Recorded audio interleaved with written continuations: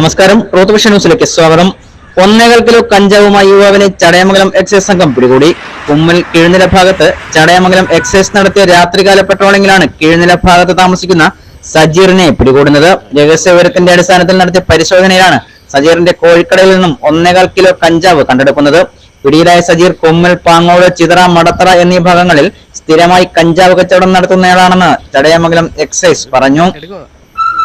Excise inspector Rajesh ഷേഖയുടെ നേതൃത്വത്തിൽ പിഒമാരായ ബിനേഷ്, സനിൽകുമാർ, സിവിൽ എക്സൈസ് ഓഫീസർമാരായ സമീർ, മാസ്റ്റർ ചന്തു, ജയേഷ്, ഗിരീഷ് കുമാർ, വനിതാ civil excise officer Liji, civil excise driver Sabu എന്നിവരടങ്ങുന്ന സംഘമാണ് പ്രതിയെ പിടികൂടിയത്. Truth vision news, Chadayamangalam.